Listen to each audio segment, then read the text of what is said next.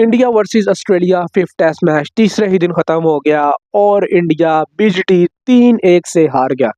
और जो उनकी एक स्ट्रीक थी कि वो पिछले 4 दफा से जीतते आ रहे थे बीजीटी, वो स्ट्रीक फाइनली आज एंडेड हो गई और ऑस्ट्रेलिया ने बहुत टाइम के बाद बीजीटी अपने नाम कर ली और बहुत ही कॉम्प्रिहेंसिवली अपने नाम की है। 3-1 से सीरीज जीते हैं।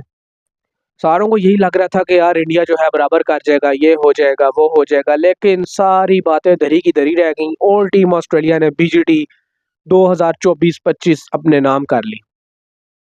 सोचने वाली बात है टीम इंडिया के लिए कि इतना अच्छा परफॉर्मेंस वो दे रहे थे, इतनी उन्होंने अच्छी फाइट की, सब कुछ था, लेकिन वो जीत क्यों नहीं पाए।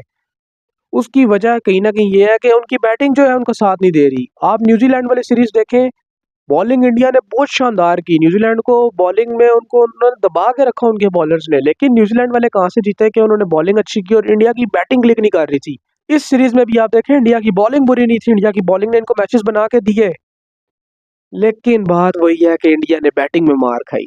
मैं हमेशा बात करता हूँ कि टीमों को जो है ना अपनी स्ट्रेंथ का पता होना चाहिए।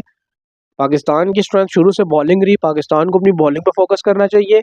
और टीम इंडिया की शुरू से स्ट्रेंथ उनकी बैटिंग रही है, उनको ज़्यादा से ज़्यादा उन पर फोकस करना चाहिए। ये बुमराह की परफॉर्मेंस होगी, सिराज की परफॉर्मेंस होगी, ये तो उनके एक समझ ले बोनस परफॉर्मेंस है। बैटिंग छोड़ देंगे तो बॉलिंग अगर उनको अच्छी परफॉर्मेंस दे भी देगी तो वो नहीं जीत सकेंगे matches. Same is the case ऐसा ही हुआ इंडिया के साथ भी। न्यूजीलैंड वाली सीरीज भी ये लोग इसलिए आ रहे हैं क्योंकि इनकी बैटिंग नहीं चल रही थी, और अभी जो ऑस्ट्रेलिया से सीरीज आ रही है इसमें भी बैटिंग नहीं चल रही थी।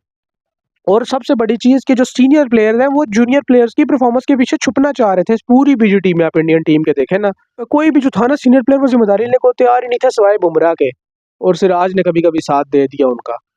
उसके अलावा बैटिंग में तो आप देखें तो सारे जायसवाल के पीछे छुपने के चक्करों में थे कि जायसवाल बड़ा स्कोर कर दे। उन्होंने पर्थ वाले टेस्ट में 161 कर दिए, उसके बाद से सब जो थे वही उम्मीदें लगा के बैठे हुए थे कि जायसवाल करके दें, जायसवाल करके दें। जायसवाल ने तो फिर भी कोशिश की, चौथे टेस्ट में भी 84-84 स्कोर बना दिए।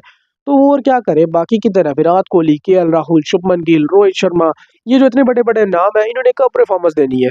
एक दफा तो आप नीतीश कुमार रेड्डी ने सेंचुरी करके बचाया, मैच बना के दिया, फिर से आप लोगों के वही कारनामे थे सीनियर प्लेयर्स के। कोई परफॉर्मेंस नहीं आ रही, जीरो परफॉर्मेंस। वो जा रहे हैं, वो जा रहे हैं, पिच को छू के टक से वापस चले जाते रहे सारे प्लेयर्स। तो बताएं ना कि भाई कब परफॉर्मेंस देंगे इनके बैटर्स। बीजीटी तो आप हार गए और ऊपर से आप डब्ल्यूटीसी के फाइनल से भी बाहर हो गए। अब तो फिल्म ही खत्म होगी ना कि तेरी मेरी मेरी तेरी, ये हो जाए, वो हो जाए, वो उससे हार जाए, ये उससे हार जाए। अब तो वो फिल्म ही खत्म होगी ना टोटल। अब तो आप मैचेस ही हार गए। किधर आप लोग जो थे सोच रहे थे कि हम अगर ये मैच जीत जाते हैं, बराबर कर जाते हैं, तो फिर श्रीलंका ऑस्ट्रेलिया को हरा दे, तो वो पाकिस्तान उसको हरा दे। अब तो वो सिनेरियो ही खत्म हो गया, आपकी अपनी टीम ही हार गई। और फिर वो जो आपके मरते मुजाहिद बॉलर था बुमराह, उस बेचारे पे तो मुझे यकीन करें तारस आया उसकी शक्ल देख के। 32 विकेटें उसने ली हैं 5 टेस्ट मैचों में, और सारी मेहनत पे उसके पानी फेर के रख दिया। बाकी प्लेयर्स ने, जितने भी टीम इंडिया के थे, कोई भी जो था और जिम्मेदारी लेने को तैयार ही नहीं था। और क्या हुआ, एंड में वो बेचारा भी इंजर्ड होकर बैठ गया। और यहाँ से जो हमारे साइम अयूब साथ है जिस तरह पाकिस्तानी टीम के, वो सारे साइम अयूब पे डाल के बाकी सब कपड़े छंड के बैठे हुए थे, अब वो भी इंजर्ड होकर बैठ गया। तो दोनों टीमों के लिए जो ना साइन बुरे हैं, टीम इंडिया के लिए भी, पाकिस्तान के लिए भी, क्योंकि पाकिस्तान के लिए साइम अयूब बहुत अहमियत के हामिल है।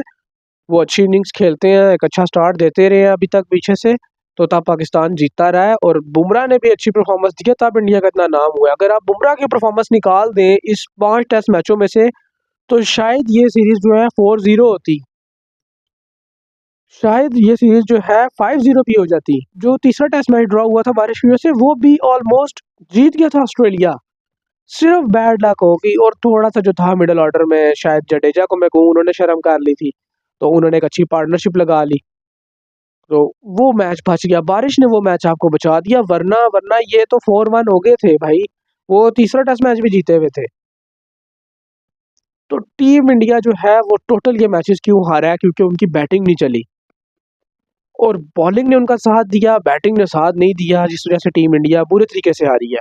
और जब तक ये अपनी बैटिंग पे फोकस नहीं करेंगे, इनकी बैटिंग क्लिक नहीं करेगी, तब तक बहुत मुश्किल है टीम इंडिया के लिए कि वो दोबारा से उठ सके। कब तक आप लोग जो है वो बुमराह के कंधे पे बंदूक रख के आप जो है मैचेस जीतने की कोशिश करेंगे, नहीं जीत सकते आप लोग। एक दो बंदों से मैचेस नहीं जीते जाते जब तक कंप्लीट परफॉर्मेंस नहीं आती सारी टीम की तरफ से। सारी टीम कंप्लीट परफॉर्मेंस देगी तो आपकी टीम चलेगी ऊपर। विराट कोहली से इतनी उम्मीदें थी, कोई परफॉर्मेंस नहीं दी उन्होंने। मुझे उम्मीद थी कि आखिरी वो जो है इनिंग में 5वें टेस्ट की, विराट कोहली बड़ी इनिंग खेल जाएंगे, बड़े मैच के प्लेयर हैं, इसको एज अ सेमीफाइनल समझ के खेलेंगे, लेकिन कोई नहीं, एक ही तरीके से वो आउट होते जा रहे हैं पूरी सीरीज में। एक तरीके से विराट कोहली आउट होते जा रहे हैं, उनको कमजोरी ही नहीं पकड़ी जा रही अपनी कि भाई मैं क्या करूं, किसको किस तरह काउंटर करूं। अब इतना बड़ा प्लेयर अगर अपनी इस वीकनेस के ऊपर नहीं काउंटर कर सकता तो फिर क्या फायदा भाई फिर आपके बड़े प्लेयर होने का। मुझे बताएं ना, आपके ऊपर टीम रिलाई कर रही है, आपको एज अ बैकबोन समझा जाता है टीम के लिए, और अगर आप इस तरह साथ छोड़ के चले जाएंगे तो फिर क्या बनेगा पीछे टीम का। बाकी तो छोड़ दे, फिर बाकी तो वाशिंगटन सुंदर है, फिर रेडे है, वो तो सारे नए बच्चे हैं। बाकी तो शुभमन गिल और केएल राहुल हो गए, इनको तो वैसे ही नहीं शर्म आनी भाई। ये तो पता नहीं कौन सी बेशर्मी के गोलियां खा कर आए हैं कि इन्होंने कसम खाई है हमने परफॉर्मेंस देनी नहीं है। मुझे तो नहीं याद पड़ रहा कि अब कितने पास में जो है वो हमें केएल राहुल ने मैच जितवा के दिए होंगे, सिवाय वो एक पहले वाले में जो उसने पार्टनरशिप लगा दी, वहां पे भी वो सेंचुरी नहीं कर सके। शुभमन गिल की बात करूं, क्या परफॉर्मेंस दे रहे हैं वो बंदा तो मैंने जब भी देखा 25-30 से ऊपर जाता ही नहीं है। बड़ा जी नाम है, बड़ा जी क्लासिकल प्लेयर है वो, बड़ा जी ये है वो जी वो है, बड़ा नाम है जी। फिर ऋषभ पंत साहब सिर्फ 160 स्कोर बस, वो भी आखिरी मैच में टीम को जरूरत है, फिर बल्लियां मार रहा है। वो ज्यादा ही पुआ कर दिया लोगों ने ऋषभ पंत को कि भाई तू एक फीलिंग है, तू एक इमोशन है, तू ये है वो है, बाकी टीम अलहदा खेलती है, ऋषभ पंत अलहदा खेलते हैं बस। वो फिर बाकी टीम अलहदा जाके बैठ जाती है पवेलियन में, ऋषभ पंत अलहदा जाके बैठ जाते हैं पवेलियन में। क्या फायदा फिर ऐसी फीलिंग और ऐसी इमोशन का कि जब आपकी टीम नहीं जीत रही, आप टीम को फायदा नहीं दे रहे, कुछ भी फायदा नहीं है। रोहित शर्मा साहब इतने बड़े बल्लेबाज हो यार, आप आपका इतना नाम है, आपसे नहीं परफॉर्मेंस हो रही थी, आप तीसरे टेस्ट के बाद कहते हैं कि भाई चौथे पांचवें टेस्ट में मैं नहीं खेल रहा, किसी और को कैप्टनसी दे दो, बुमराह को दे दो, मैं बाहर बैठ रहा हूँ। खुद एक होता है यार, बड़े प्लेयर की निशानी होती है, उसको अपना पता होता है कि यार अभी मेरे से नहीं परफॉर्म हो रहा, मैं पीछे बैठ जाता हूँ, बेंच में बैठ जाता हूँ, कोई बात नहीं यार। क्यों ये जो लोग है ना वो ईगो का मसला बना लेते हैं। जॉश हेजलवुड भी तो है ना यार, वो कितने बड़े बॉलर है, सीनियर बॉलर है। इंजरी तो उनको अभी हुई ना, उन्होंने पहले मैचेस खेले, उनको भी एक मैच में बाहर किया गया, फिर बोलैंड को लाए गए, फिर उसके बाद जॉश हेजलवुड आए, फिर बोलैंड आए, तो एक मैच में वो भी तो बाहर हुए ना। उन्होंने कहा कि यार नहीं मैं क्यों बाहर हूँ, मैं सीनियर बॉलर हूँ। पाकिस्तान और इंडिया की सबसे बड़ी खामी यही है कि यहाँ पे जो है ना ये अपने नामों का सीनियर प्लेयर नाजायज फायदा उठाते हैं कि भाई हम प्लेयर सीनियर है, हम तो बाहर हो ही नहीं सकते, कोई जूनियर हमारी जगह आके खेले क्यों। जब तक इंडिया और पाकिस्तान में नामों के पीछे भागते रहेंगे ना परफॉर्मेंसेस को छोड़ के, तो ये टीमें इसी तरह ही हारेंगी मैचेस। ये मैचेस जो थे ना इंडिया जीता हुआ था, आप देख ले चौथा टेस्ट भी जो था वो ड्रॉ हो जाता, आखिरी सेशन में जाकर इंडिया आ रहा। ये पांचवा टेस्ट देख ले, अच्छा भला ऑस्ट्रेलिया को काबू कर लिया था इन्होंने, लेकिन फिर क्या हुआ, दूसरी इनिंग में जाकर टीम जो इंडिया थी वो रिलैक्स होगी। ये रिलैक्सेशन की वजह से मैच आ रहे हैं, ये रिलैक्स ना हुए होते अभी इंडिया बैटिंग कर रहा होता, 250 270 280 रन की लीड होती, तो फिर मजा आता, मैच इंटरेस्टिंग होता।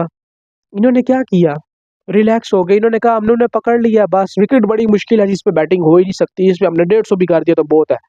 फिर करते ना काबू 150 करने के बाद ऑस्ट्रेलिया को, नहीं हो सका आपसे। तो चीज़ें जो है टीम इंडिया के लिए अब यही है कि बैटिंग में बहुत ज़्यादा चेंजिंग की ज़रूरत है इनको।